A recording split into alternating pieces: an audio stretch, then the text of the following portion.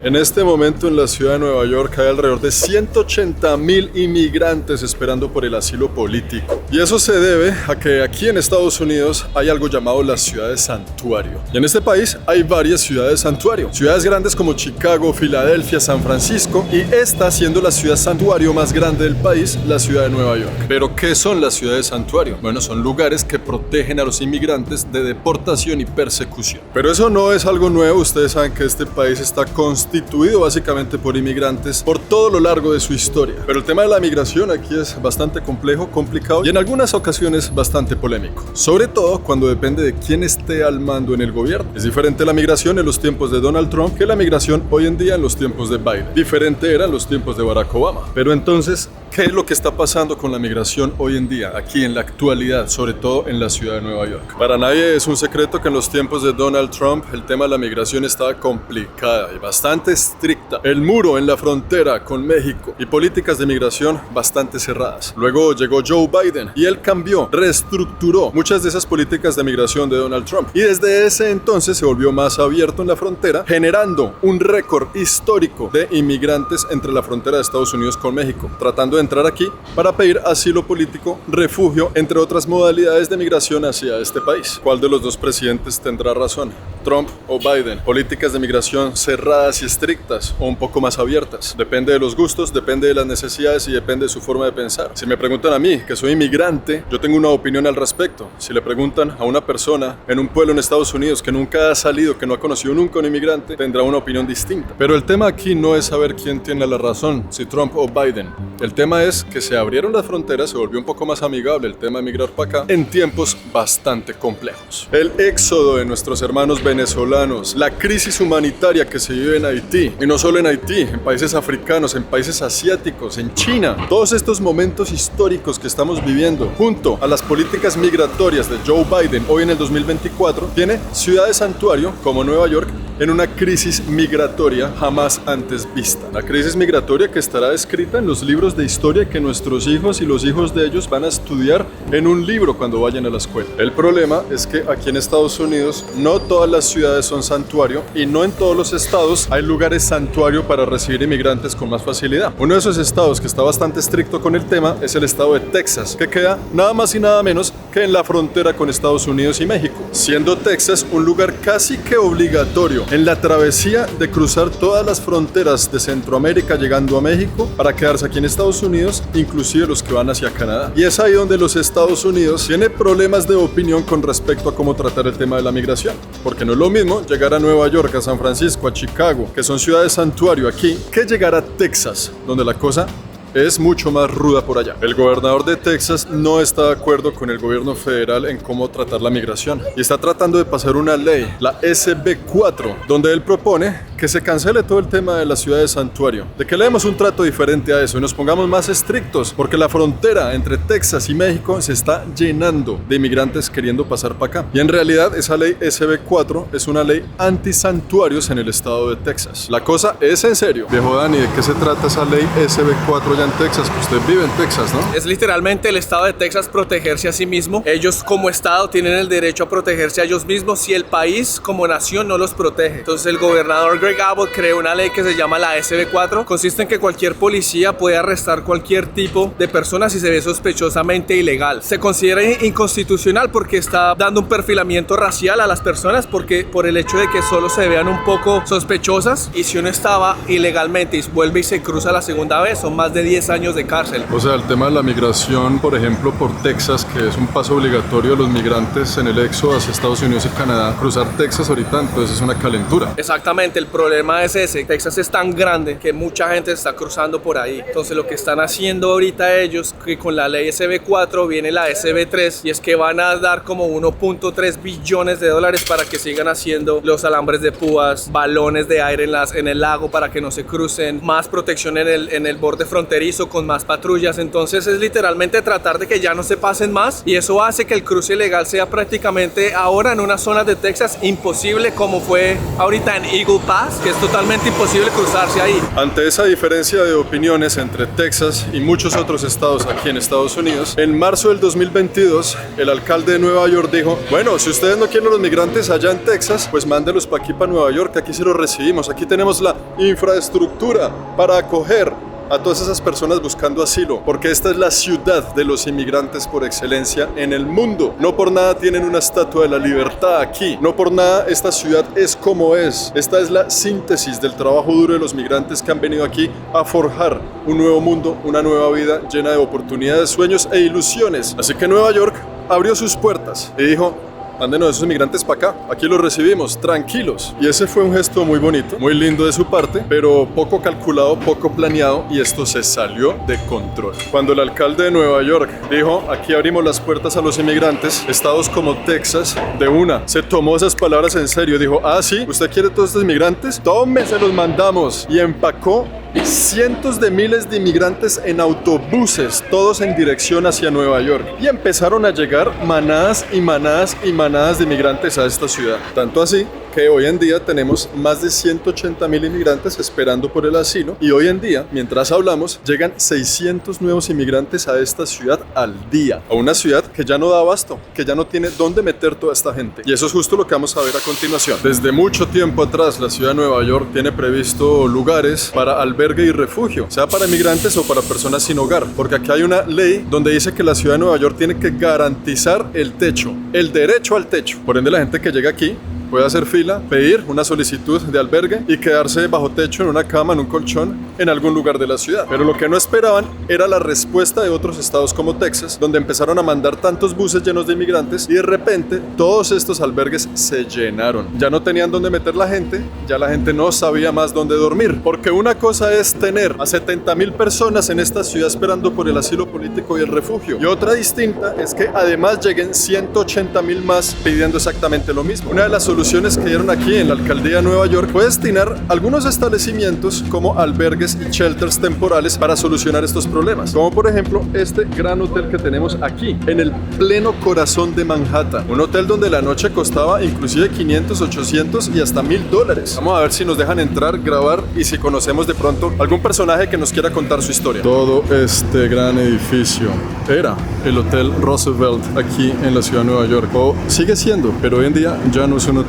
Todo este edificio es un albergue de inmigrantes. Toda la gente que está aquí alrededor tiene un acceso y un carnet para poder ingresar y quedarse aquí por dentro, para pasar la noche, como una especie de shelter para sanar un poco esa problemática y dar una solución temporal al problema. Pero este no es el único ejemplo, esto es un hotel. Han dispuesto también escuelas a todo lo largo de la ciudad para acoger a los inmigrantes y poder garantizar un techo, el derecho al techo de la ciudad de Nueva York. Esta es la entrada del hotel. Hoy está desocupado, normalmente esto está siempre lleno. Encontramos una familia con la que vamos a poder hablar de estos temas, que amablemente han accedido a respondernos unas preguntas. Buenos días, ¿cómo estás? Un gusto, mi nombre es Juan. ¿Cómo te llamas? Adreili. ¿Y hace cuánto están aquí en la ciudad de Nueva York? Nosotros llegamos aquí el 2 de febrero de este año. El 2 de febrero de este año. O sea, llevan 2 mesecitos nada más. Señor, ¿usted cómo se llama? Edwin Revete. Hermano, mucho gusto. ¿De dónde vienen ustedes dos? Venezuela. ¿Y cómo hicieron para llegar hasta aquí tan lejos, tan arriba? Ay, eso fue un proceso muy largo. ¿Un proceso largo? Sí. ¿Qué tan largo? O sea, para nosotros llegar aquí nos echamos 6 meses, primero que nada. ¿Cómo fue esa travesía? ¿Atravesaron Colombia, el Darién y todo eso? Sí. Con mis otros hijos, porque tengo más hijos. ¿Cuántos hijos son aquí o que tienen una bebé? Somos 5. ¿Son 5 hijos o son 5 en total? 5 en total. ¿Y cómo fue el paso de México a Estados Unidos? ¿Por dónde fue? Entramos por el San Isidro Chaparral. ¿Eso es en Texas? No, eso es por California. Por California. San Diego, California. Ah, bueno, eso es un estado santuario aquí en Estados Unidos, ¿no? ¿Y por qué llegar aquí a Nueva York? Teníamos una amiga que nos iba a recibir en Washington, pero nos quedó mal. Estando en California, nos decían que no podíamos estar mucho tiempo en ese hotel porque nada más permitían 3 días y ya nosotros teníamos 5 días. Buscamos una ayuda por medio de las redes, donde nos ayudaron con el pasaje, pero ahí nos dijeron que si queríamos Nueva York, Chicago, Texas. ¿Dónde se están quedando entonces a dormir? Carpas. Las carpas. ¿Dónde queda eso? ¿Cómo es eso allá? Esos son unas carpas como si fueran unos toldos, pero grandes. Y adentro vivimos personas. ¿Y cuál es el plan entonces ahora? Por lo menos estamos esperando los papeles, que es lo primordial para uno poder dar como el primer paso acá, porque uno sin papeles no tiene privilegio de nada. ¿Cómo ha sido la experiencia de andar con su familia, esposa, hijos en esta travesía migratoria loca, ¿no? Grande. Una travesía muy fuerte, ¿verdad? Porque como venimos caminando, venimos pasando mucho trabajo también en el camino. Lo importante es que estoy con mi familia y todo, así como salimos de Venezuela, todos llegamos juntos. Venezuela todavía sigue jodido. Muchos parientes que tengo por allá todavía me dicen que fue la mejor decisión que puede haber tomado, salir de mi país, tanto por el gobierno, las extorsiones del grupo colectivo. La situación en Venezuela con la cuestión de los colectivos está muy... ¿La cuestión de qué, perdón? Con los colectivos. Es como si fuera un grupo policial que trabaja el gobierno. Y ellos se dedican a extorsionar a las personas. Muchas personas, así como nosotros nos pasó ese caso, han perdido sus hogares por medio de ellos, porque ellos se los quitan. Y te dan opciones, o sea, tu casa o tus hijos. ¿Y ahorita entonces de qué viven? O sea, ¿de dónde sacan para la comida, para todo? Y ahorita nosotros no estamos trabajando. No comemos la comida que nos dan allá en el refugio. Bueno, mucha suerte con eso. Gracias por responder las preguntas. Salgo yo de estas entrevistas con la piel erizada de gallina, literal, vea eso. Tengo mucha empatía porque yo también soy inmigrante. Estas personas que acabo de entrevistar, empezando una nueva vida de ceros. Solo que la forma que yo migré, la forma que ellos están migrando fue diferente, ¿no?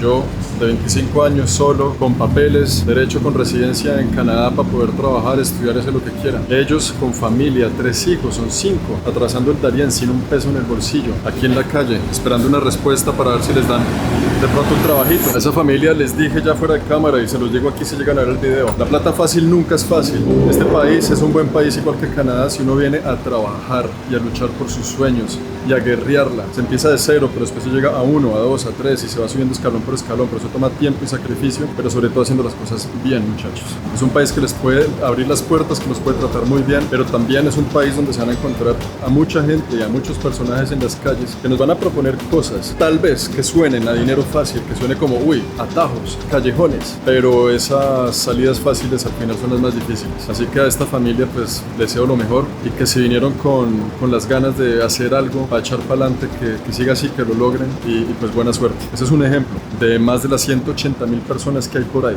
Un ejemplo de 2 personas que entrevistamos con su bebé. Estamos buscando la entrada principal del hotel, pero no creo que nos dejen entrar, no es esta de aquí. Está como heavy pues, el acceso, ¿no?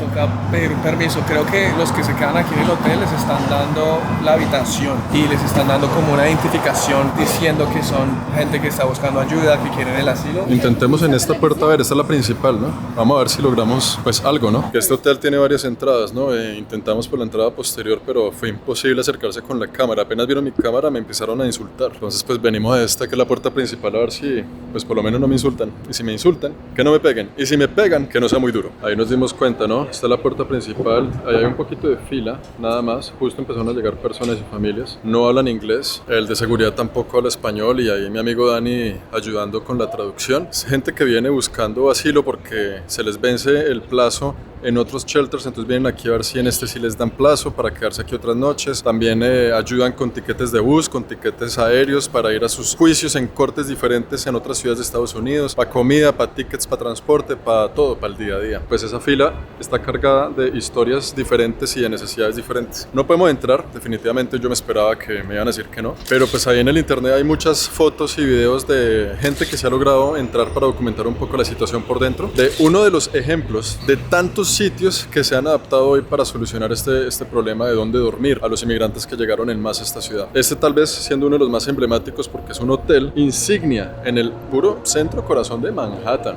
Estamos en la 45 con Madison Avenue. El Times Square queda aquí a unas pocas cuadras. A la ciudad de Nueva York le tocó abrir más de 200 establecimientos como refugio de emergencia. No se esperaban la llegada de tanta gente y ahora ¿qué hacemos? Este hotel es uno de esos 200 lugares. Refugios que ayudan a personas con diferentes necesidades. Si viene una familia de adultos sin niños, tal lugar con tales ayudas. Si una familia con niños, con bebés, tal lugar con tales ayudas. Si viene gente sola y así sucesivamente. El problema con todo esto no es solo la crisis migratoria. El problema es la inflación, el costo de vida. Todo está carísimo hoy en día. Sobrevivir aquí, así usted sea legal y vive hace muchos años, tenga trabajo, cada vez está más difícil. Para esta gente que recién llega en esas circunstancias, va a ser un reto completamente. Pero el problema no es solo todo eso, el problema también es el ultimátum, porque es que eso no es venir a Nueva York, que allá me dan comida, me dan hospedaje, me dan albergue, me meten aquí en este lindo hotel que tengo por detrás, todo bonito, todo chévere y no gasto un peso, no señor. El problema es el ultimátum, que es una de las medidas desesperadas de la ciudad de Nueva York para controlar un poco el tema del albergue aquí. Cuando usted busca refugio en algún albergue de esta ciudad, como por ejemplo el hotel o cualquier otro, las carpas de Brooklyn y así sucesivamente, usted llena una solicitud y pide ese refugio, pide ese hogar, pide ese colchón, esa cama, esa carpa, y se la van a dar por 30 días. Ese es el ultimátum. Usted tiene 30 días para llegar, quedarse ahí, y después de los 30 días usted ve dónde va a quedar. Eso es problema suyo. Si no encuentra dónde quedarse, si no ha solucionado, si no resuelve, eso ya va por cuenta suya. Y el ultimátum consiste en que ya no se puede renovar. Muchas personas después de los 30 días vienen y renuevan por otros 30. Algunas personas les dan 60 días, renuevan por otros 60. Pero ese ya no es el caso para la mayoría. Ahora la ciudad de Nueva York está mirando muy bien con lupa y al detalle a quien sí le renueva su estadía y a quien no. Familias con hijos le renuevan. Inmigrantes solos, adultos, así como yo, muy difícil que le renueven, a no ser que sea un caso extraordinario. Y esa ley se pisa los talones con otra misma ley que hay aquí en Nueva York, que es la que les dije del derecho al techo. Si la ciudad no le renueva su albergue y su estadía en lugares como estos, entonces ¿usted dónde va a dormir? ¿En la calle? ¿En las estaciones de metro? ¿Y dónde está el derecho al techo? ¿Dónde está esa ley de los 80s que debe garantizarle un techo a las personas en esta ciudad? Ahí es donde comienza una crisis ya no solo migratoria, sino de hospedaje. Migrantes durmiendo en las calles de Manhattan, en las estaciones de metro, dentro de las carrileras del mismo metro. Inclusive, grupos de migrantes invadiendo casas multifamiliares, casas que están abandonadas o que las dejan solas por unos días. Usted se va de vacaciones, están echando ojo a su casa, vuelve, y de repente hay 15, 20 personas viviendo ahí, le cogen su propiedad, porque es eso o pasar un invierno aquí. ¿Qué haría usted en ese caso? ¿Qué haría usted si tiene a su familia, el gobierno de su país lo saca corriendo, no tiene un peso en el bolsillo, llega al -20 la nieve y le toca pasar aquí con sus hijos? ¿Qué haría usted en ese caso? Crisis migratoria en la ciudad de Nueva York. En los 80 se creó la ley del derecho al techo en esta ciudad. Desde ese entonces, Nueva York maneja un presupuesto grande para garantizar que las personas sin hogar tengan donde dormir, donde no mojarse cuando llueve en la noche. Es una ley muy bonita y que respalda muy bien la síntesis del corazón de los neoyorquinos como ciudad, una ciudad de inmigrantes, y que pues preciso hoy, en este problema del 2024, queda demasiado bien con la crisis migratoria, hasta que empieza a ir en contravía con las nuevas leyes que tratan de controlar la misma crisis. Gobernar la ciudad de Nueva York, eso debe ser cosa seria. Entonces, ¿qué hacer para que esa ley de los 30 días no afecte el derecho al techo? Hay una pequeña solución. La ley de los 30 días aplica solo a familias sin hijos o adultos migrantes que vengan solos y que hayan entrado a este país después de marzo del 2022, después de que el alcalde abrió sus puertas para que llegaran todos de manera masiva. ¿Recuerdan bien esa fecha? Si usted llegó antes de marzo del 2022, tiene derecho al techo, como siempre ha sucedido aquí. Pero si llegó después de marzo del 2022, aplica la ley de los 30 días y la cosa se puede poner bastante peluda. Esta medida, ¿qué pretende garantizar? Que si usted llegó después de marzo del 2022, seguramente hace parte de la nueva ola migratoria que quieren controlar. Tema de emergencia y un tema que necesita tal vez un trato especial. Dani, ayúdele a la señora con el carrito, hermano. Victoria, cuéntanos un poquito de lo que haces aquí en Nueva York. Aquí dedicamos a vender lunch de lunes a viernes, a lo que es las construcciones. ¿De dónde eres tú? De Ecuador. ¿Cuál es el plato favorito suyo? El mío, ¿Qué es lo que el cocinas? encebollado, el típico de Ecuador. ¿Te ha afectado mucho lo que han sido los costos de inflación últimamente, la situación de mucho migrante que se viene? ¿Ves que tu trabajo ha tenido más competencia? Sí, Eso es lo que eso yo sí, usaba. hay más gente que ha venido y hay más competencia. ¿Tú hace cuánto vives aquí? Hace 3 años. 3 años, está recién llegada. O sea, tú, así como Dani y yo, somos todos migrantes aquí. Tú ya empezaste aquí de ceros. Claro. Y hoy en día resuelves con tu comida y cocinando y todo. Sí, aquí estoy 3 horas y luego para otro trabajo. Aquí es América. ¿Pero esto lleva poquito tiempo lo de vender comida o desde el principio? 2 años. O sea, que el principio, ¿cómo fue? ¿Más duro que hoy? ¿Has mejorado? ¿Sientes que ha habido un progreso? Al principio sí, muy duro, porque uno recién llegada no sabe para dónde agarrar, muy duro, pero ahora sí ya he organizado mi tiempo. Pues buena suerte con el negocio. Muy buena la salsa, eso sí, ¿para qué? Venden esos juguitos ahí ya bien empacaditos. Ah, es que son almuerzos ya con todo. Claro, lo que es comida de Ecuador. Bueno, y por ejemplo, ese plato de aquí, ¿cuánto vale con este plátano y todo? Este, Sí. $10. Viene con su sopa, el jugo. $10 con sopa y jugo. Ah, está muy buen precio. Corrientazo. Es un corrientazo. Corrientazo, es un famoso corrientazo en Colombia. Aquí hay todo tipo de clientes. El que viene a ver a la vendedora, el que viene por la mejor sazón, la mejor atención. Bueno, Victoria, pues muchas gracias por tu tiempo, que te vaya muy bien con los almuerzos, se ve que está muy rico y bueno, a trabajar, ¿no? Que esto es América. Sí, así es. Esto es aquí, trabaje que trabaje. Se viene a trabajar. Bueno, Victoria está aquí en la 43 con Fifth Avenue, con Quinta Avenida, para que cuando vengan a almorzar, dígale que la vieron en un video, dígale Victoria, vengo aquí a comer por un video que vi en internet. Los espero. Los mejores almuerzos hechos por... Victoria. Victoria de Ecuador, muchachos. Entonces, ¿cuál es el panorama actual de la ciudad de Nueva York? Para tratar de sanar la crisis, hay contradicciones en las leyes de la ciudad para garantizar el techo y el respaldo a la gente que lo necesita. Hay sin duda alguna una emergencia humanitaria en esta ciudad causada por la crisis migratoria, causada por la crisis en muchos países vecinos en este continente y en todos los continentes de este planeta. Los costos de manutención son bastante elevados de parte de la ciudad para poder seguir apoyando a los migrantes y poder seguir siendo la ciudad más grande santuario de los Estados Unidos, porque toda la gente que está aquí alrededor, que viven en Nueva York, con sus impuestos, pagan los recursos necesarios para poder seguir apoyando a los migrantes que llegan diariamente a este lugar, lo cual a mucha gente le gusta y a mucha gente le disgusta. Esta crisis migratoria ha elevado los índices de violencia e inseguridad en esta ciudad. Hay muchos videos en noticieros y testimonios de situaciones que se ven en las calles de Nueva York que antes no se veían. Y es que, como les dije anteriormente, están llegando alrededor de 600 personas al día con su vida en 2 maletas a buscar una oportunidad aquí, con su vida tal vez en una bolsa, con un hijo en un brazo y el otro hijo en el otro, sin un peso en el bolsillo, a rebuscarle. Y cuando el hambre timbra en la puerta, las medidas pueden llegar a ser bastante desesperadas. Y la cosa, por ahora, no tiene cara de querer mejorar. Hermano, usted es inmigrante y además vive en Texas. ¿Qué opina de esta situación? ¿Cómo la ve? Difícil porque no paran de llegar. Ojalá todo mejore, pero pues por ahora muy estresado toda la situación de inmigración en el país. Echar para adelante, como siempre lo digo yo, un colombiano que cree en lo bueno y con todas las ganas del mundo para superar cualquier situación. El parcero ya ha hablado de este y otros temas en su canal de YouTube, ahí se los dejo para que lo chequen. Bueno amigos, pues ahí les dejo este mini video hablando de un tema de actualidad aquí en esta ciudad que tanto amamos. Espero que se encuentre una solución a este problema, solidaridad con las familias que han tenido que dejarlo todo, dejar sus hogares, sus casas, su idiosincrasia para buscar un mejor futuro. Muchos de los migrantes que están aquí en esta ciudad y en el mundo entero, muchos de ellos no están por elección ni por gusto, ni porque quisieron simplemente irse de su hogar, están porque no tienen de otra, porque viven en países donde se les ha dado la espalda, gobiernos que les han dado la espalda, sistemas económicos que les han dado la espalda, y la emergencia los lleva a tomar decisiones radicales, y eso no debería ser así. Y para todo lo demás, espero que han aprendido algo el día de hoy y nos vemos en el próximo video. Desde Nueva York, chao.